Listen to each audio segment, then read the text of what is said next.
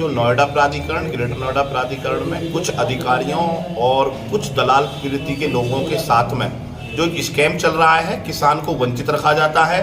और यहाँ पर जो अधिकारियों के और दलालों की सेटिंग से 5%, 6% के जो प्लॉट लगाए जाते हैं, किसान कोटे के जो प्लॉट लगाए जाते हैं, उसमें एक बहुत बड़ा घोटाला हो रहा है। उसका एक हमने आज पर्दाफाश और खुलासा करने की प्रक्रिया की है। 14 तारीख में भी हम करेंगे, उस चीज़ को पेपर के साथ करेंगे। दूसरा हमारा इशू ये है कि जो यहाँ के गौतम बुद्ध नगर के बासिंदे हैं, उनकी आबादियों को नहीं छोड़ा जाता। बाहर की को छोड़ने के लिए इन पर 100 नियम है। हम कहते हैं जो किसान ने यहाँ पर आपको सब कुछ दे दिया तो उसकी ज़मीन को भी वहाँ पर मुक्त किया जाए, उससे अतिक्रमण हटाया जाए और वो ज़मीन रेगुलाइज की जाए, वो किसान की ज़मीन है। तीसरा हमारा मुद्दा है कि एक ये डंपिंग ग्राउंड किसान के गाँव के पास लेके जा रहे हैं 163 में, उसका हमारा खुला विरोध है। हम उसका विरोध करेंगे। गांव के पास कोई डंपिंग ग्राउंड हम नहीं बनने देंगे। गुलावली गांव के पास से लेकर जाना चाहते हैं, उसका भी हमारा विरोध है। एक हमारा पॉइंट है जो युवाओं को रोजगार यहाँ की इंडस्ट्रियों में देना था, उसमें एक बड़ा घोटाला हुआ है। उसमें कुछ अधिकारी इंडस्ट्री के जुड़े हुए हैं और कुछ अथॉरिटी के हैं जो आपसी खेल करके अपने रिश्तेदार, यार, प्यारे उनसे पैसा ऐंठते हैं और उनको रोजगार दिलवा देते हैं। हमारे बच्चे जो किसानों के हैं वो उससे वंचित रह जाते हैं। ये एक हमारा एक मेन विषय था। कौन सी अथॉरिटी है इस तरीके का घोटाला कर रही है? अभी नोएडा, ग्रेटर नोएडा के कुछ पेपर हमारे पास आ चुके हैं। यमुना विकास प्राधिकरण का अभी हमारे पास में कोई प्रूफ नहीं है, लेकिन अगर प्रूफ आएगा तो हम उनके भी खुलासा करने में देरी नहीं करेंगे। 14 तारीख क्या रणनीति, क्या 14 तारीख को आंदोलन की रणनीति हमारी ये है कि हम 7 पॉइंटों से चल करके 0 पॉइंट यमुना एक्सप्रेसवे के नीचे बैठेंगे। समय रहते हुए अधिकारियों ने अगर ये सारी चीजों का सुधार कर दिया तो हम धन्यवाद देंगे, अगर नहीं किया तो हमारे लिए दिल्ली भी दूर नहीं है और हमारे लिए लखनऊ भी दूर नहीं है। कौन सी तारीख चुनी है महापंचायत की? डेडलाइन 20 नवंबर तक हम लगातार नोएडा में लड़ाई लड़ते रहेंगे। 26 नवंबर को विधानसभा का उत्तर प्रदेश में घेराव है। अगर वहां से यहाँ से बात नहीं बनी तो हम ट्रैक्टरों के काफिले के साथ वहां तक भी जाएंगे। उससे पहले हो सकता है कि हम दिल्ली की तरफ भी कूच करें, क्योंकि हमारा कुछ नहीं, जब हमारी यहाँ पर जमीन नहीं है, हमको यहाँ पर ये नहीं रहने देना चाहते, तो हम यहाँ से निकल जाएंगे, दिल्ली में झुग्गी बनाकर रह लेंगे, वो रेगुलाइज कर देंगे। मतलब 26 के बाद पत्ते खुल जाएंगे?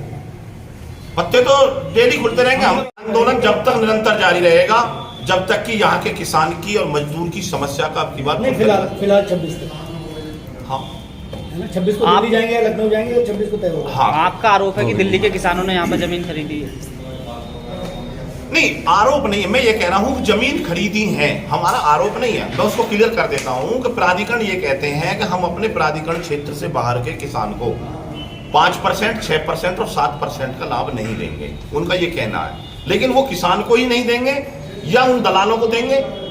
दलाल प्रवृत्ति के लोग अगर उन प्लॉटों को खरीद रहे हैं तो वो लग रहे हैं। हमारा ये कहना है कि अगर नियम है तो एक जैसा होना चाहिए। एक के साथ कुछ और एक के साथ आप कुछ कर रहे हो, ये गलत है और इसका हमारे पास पूरी तरीका से रिकॉर्ड है। तो दोनों प्राधिकरण के खिलाफ बैठने की तैयारी क्या है, कौन सी तारीख है? हम तीनों प्राधिकरण, जिला प्रशासन, मुआवजा एक बड़ा इशू है नोएडा में, ग्रेटर नोएडा और यमुना में मुआवजा बहुत दिन से नहीं बढ़ा है, वो एक बड़ा इशू है।